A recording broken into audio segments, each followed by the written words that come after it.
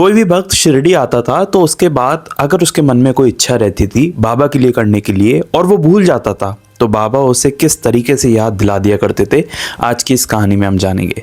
देखिए 1909 की ये कहानी है और आज से 100 से भी ज़्यादा साल हो गए इस कहानी को। लेकिन ये जो बात है ये हम सबको सिखाती है कि किस तरीके से बाबा को जो चाहिए होता था अपने भक्त से, बाबा उसे याद दिला दिया करते थे। तो काशीनाथ दुबे नाम जी के एक व्यक्ति थे और काशीनाथ दुबे जी जो हैं वो कोपरगांव में थे। वैसे उनके मन में काफ़ी लंबे समय से शिरडी जाकर बाबा के दर्शन करने के लिए था, लेकिन कहीं ना कहीं व्यस्त होने की वजह से वो नहीं जा पाते थे। कोपरगांव में उनके पास अच्छा धन था, पैसा था और वो कभी कभी लोगों को लोन भी दिया करते थे।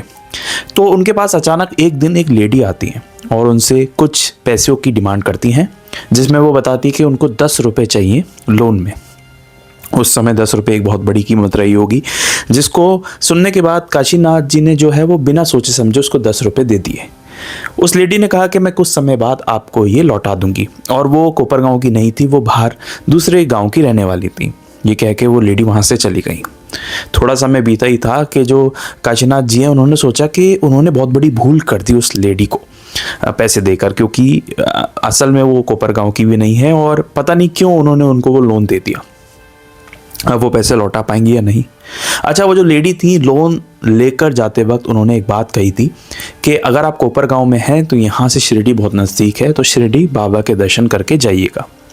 ये बात उनके जहन में थी, लेकिन फिर वो इस असमंजस में फंस गए कि जो पैसे हैं वो मैंने लोन पे दे दिए हैं और अब वो लेडी नहीं लौटने वाली, और मैंने बहुत गलत किया जो उस लेडी को कुछ पैसे लोन में दे दिए।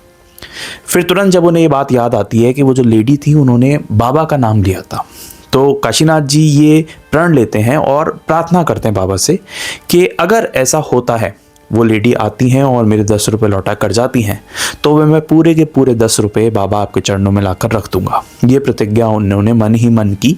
और कहीं ना कहीं भक्त अक्सर ऐसा किया करते थे कि वो एक प्रतिज्ञा ले लिया करते थे कि अगर ऐसा होगा तो मैं शिरडी जाऊंगा। यहीं पर उन्होंने भी ये प्रतिज्ञा ले ली। हुआ ये कि कुछ दिनों बाद ही वो लेडी लौट आई और उन्होंने अपने 10 रुपये लौटा दिए। काशीनाथ दुबे जी ने ये बात सोची कि उन्होंने शिरडी जाने का तय किया था। फिर वो अपनी यात्रा करते हैं शिरडी के लिए। शिरडी पहुंचकर द्वारका माई में जाते हैं और बाबा के दर्शन करते हैं। ये समय ऐसा था कि जब वो बाबा के दर्शन करते हैं तो वो इतने मोहित हो जाते हैं कि बाबा को 10 रुपये दक्षिणा देना भूल ही जाते हैं। उनका 3 दिनों का कार्यक्रम था। बाबा आगे से उनसे 5 रुपये मांगते हैं, क्योंकि बाबा ने उनसे 5 रुपये मांगे तो उन्होंने 5 रुपये बाबा के चरणों में रख दिए।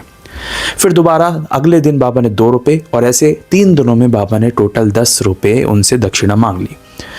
वो इस बात के सोचकर बहुत ज़्यादा परेशान थे और उनके मन में ये सवाल चल रहा था कि भक्त तो कहते हैं कि बाबा किसी से कुछ पैसे नहीं रखते, तो आखिर बाबा ने मुझसे 5 रुपये, फिर 2 रुपये, फिर 3 रुपये, ऐसे करते करते रुपये क्यों मांगे।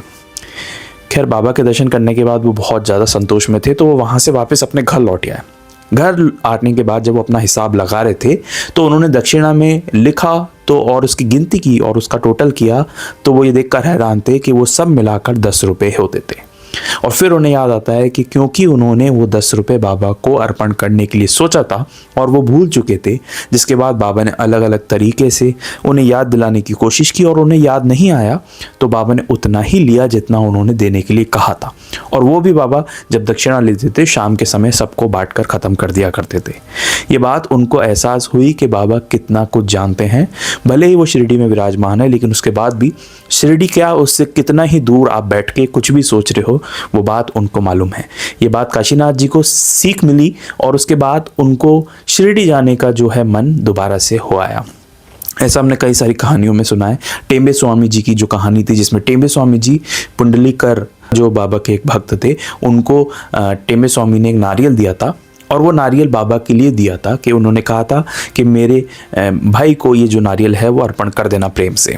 और वो जो भक्त थे जो शिरडी आ रहे थे वो नारियल लेके, उनको याद नहीं रहा और उन्होंने रास्ते में वो नारियल खा लिया। जब द्वारका माई गए और बाबा ने कहा कि मेरे भाई टेम्बे स्वामी ने मेरे लिए क्या भेजा है, तब उन भक्तों को याद आया और वो कांपने लग गए डर के मारे। फिर बाबा ने कह दिया था कि तुम चिंतित मत हो, तुमने जो नारियल काट के खाया है वो असल में मेरी ही इच्छा से खाया है, क्योंकि मेरी इच्छा के बिना तुम उस नारियल को छू भी नहीं सकते थे। तो ये बात बताती है, और ऐसी ही कई सारी ढेर सारी कहानियों में हमें ये जानने को मिलता है कि जो भक्त मन में जो इच्छा लेकर आते थे या बाबा के लिए कुछ लेकर आते थे और वो भूल जाते थे, तो बाबा सिर्फ उनको याद दिलाते थे या किसी ना किसी बहाने से वो ले लिया करते थे, और सिर्फ उतना ही लेते थे जितना भक्त की इच्छा होती थी और उस पर जो ऋण होता था, क्योंकि बाबा कभी भी कोई भी धनराशि, पैसे, तोहफा स्वीकार नहीं करते थे, और स्वीकार करते भी थे तो उसको शाम तक बांटकर सब भक्तों में ख़त्म कर दिया करते थे। यहाँ तक कि बाबा के जब लास्ट समय में जब कई सारे ब्रिटिश ऑफिसर्स या अंग्रेज आए, जांच पड़ताल हुई, तो बाबा के पास चंद कुछ गिनती के ही सिक्के मिले और उसके अलावा कुछ भी नहीं मिला, क्योंकि बाबा का ऐसा मानना था कि इस चीज़ों से वो दूर है, वो वैरागी थे, वो लेते, देखते, करते सब कुछ थे, वो लोगों के बीच रहते थे, वो भोजन करते थे, भिक्षा लेने जाते थे, लोगों की अलग अलग सलाह देते थे, लेकिन उन सब में रहकर भी वो बिल्कुल बैरागी थे। और जिस तरीके से उन्होंने कभी भी कोई धन, प्रॉपर्टी, बंगले इकट्ठे नहीं किए, ये बात हमें समझाती है कि बाबा को इन चीज़ों की ना परवाह थी, क्योंकि वो स्वयं चाहते तो कितना ही धन प्रकट कर सकते थे। अगर आप बाबा से जुड़ना चाहते हैं, बाबा से जुड़े हुए जो भक्तों की कहानियां हैं वो जानना चाहते हैं, क्योंकि मैं ऐसा मानता हूँ हर भक्त की कहानी आपको आज भी कुछ ना कुछ सिखा कर जरूर जाएगी, तो आप इस चैनल को भी सब्सक्राइब कर सकते हैं। मैं बाबा से जुड़ा हुआ इतिहास पढ़ता रहता हूँ, समझता रहता हूँ और अपनी समझ के अकॉर्डिंग आप तक पहुँचाता रहता हूँ। मिलेंगे एक नेक्स्ट वीडियो में एक नई कहानी, एक रियल हिस्ट्री के साथ। तब तक के लिए ओम साई राम।